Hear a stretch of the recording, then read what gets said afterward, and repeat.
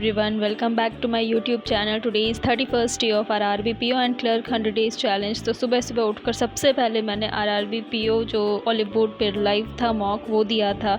और हाँ, ये एक दिन पहले का व्लॉग रहता है मेरा। मैं सेम डे रिकॉर्ड करके नहीं डालती, उसे एडिट करती हूँ रात में, देन नेक्स्ट डे डालती हूँ।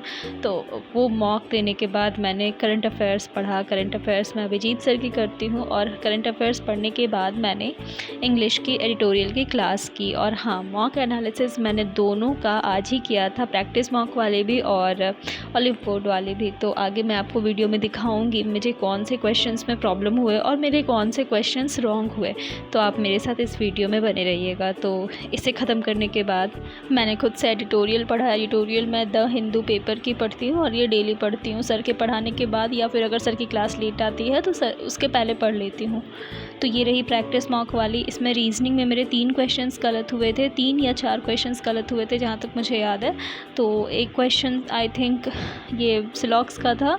तो सिलॉक्स में ओनली अ फ्यू वाले क्वेश्चंस में गलत हो ही जाती है, क्योंकि हर एक प्लेटफॉर्म पे अलग अलग सोल्यूशन रहता है। कुछ लोग सम लेकर बनाते हैं, कुछ लोग सम और सम नॉट लेकर सॉल्व करते हैं, तो उसके अकॉर्डिंग क्वेश्चंस गलत हो जाती है। तो देखिए यहाँ मेरा सोल्यूशन सही हो गया, बट पता नहीं कैसे मॉक में गलत हो गया था। तो ये रहा।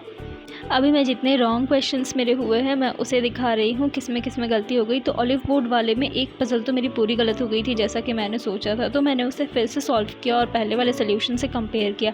थोड़ी सी मिस्टेक की वजह से मेरे आंसर्स रॉन्ग हो गए थे, तो देख सकते हैं आप क्या मिस्टेक थी।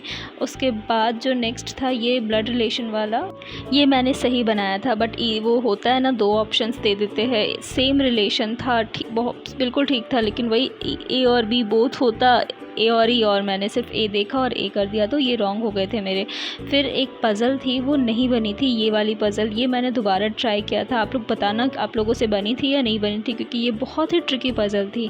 तो ये सब ख़त्म करने के बाद मैंने सारे क्वेश्चंस भी सॉल्व किए थे, वो मैंने रिकॉर्ड नहीं किया।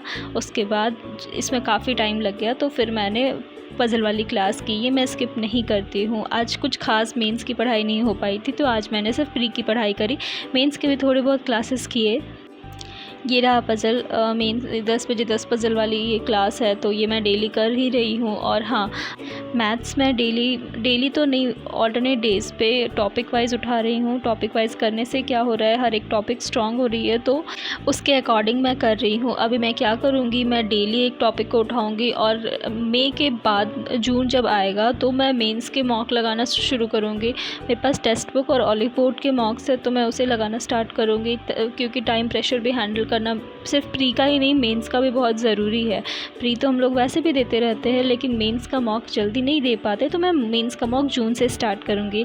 फिर मैंने क्रिटिकल रीजनिंग की क्लास की। क्रिटिकल रीजनिंग पुनीत सर की एक 3 आवर की मैराथन है, वो मैं कंप्लीट कर रही हूँ।